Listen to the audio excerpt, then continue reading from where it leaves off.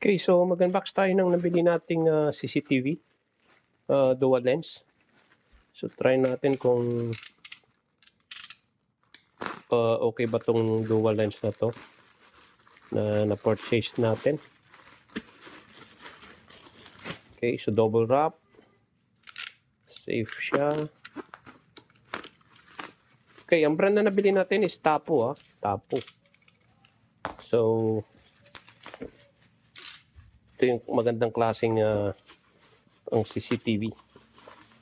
Okay. Ayan, so 128 yung ating biniling kasama na SD card.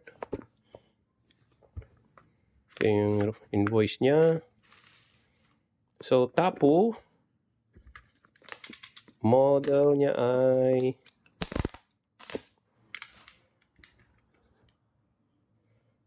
okay.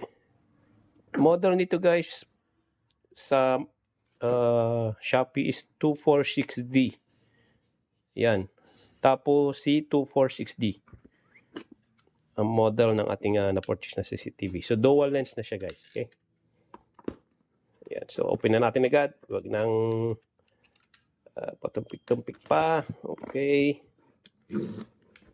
Then install natin to sa labas. Okay. Outdoor natin. Ayan. Okay, so to, meron tayong mounting guide, instruction, QR code siya.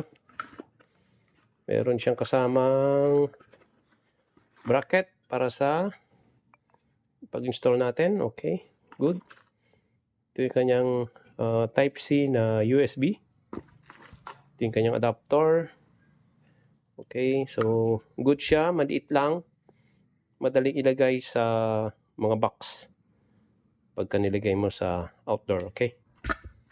Then meron din siyang mga screw and tocks na nakasama. Then ito na nga siya guys, yung CCTV. Okay. Ayan, so dual lens na siya guys, Ganda. So ganyan natin siya ilalagay mamaya. Then nakamount siya sa ganyan natin siya ilalagay. Then nakamount siya sa ating paglalagyan na siguro lagyan natin sa zipper din. Okay. Then ito na nga. Dual lens CCTV. Okay. Hindi ko na masabi nila na i-adjust daw ng 10% ano to. Okay. Hindi naman. Yung angle, viewing angle. Dito. Yan.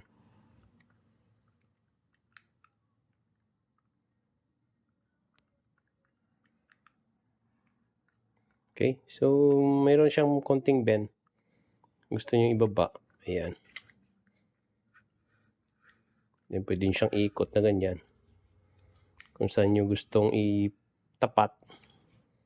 Okay. So, nakalock na siya. Hindi na natin mabuksan. Yung SD card, dito siya ilalagay. Gilid, ayan. So, ito nga yung kasamang SD card na nabili natin. Ilagay na natin. Okay.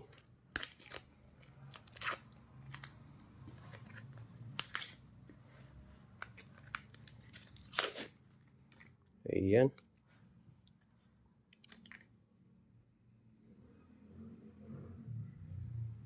Okay.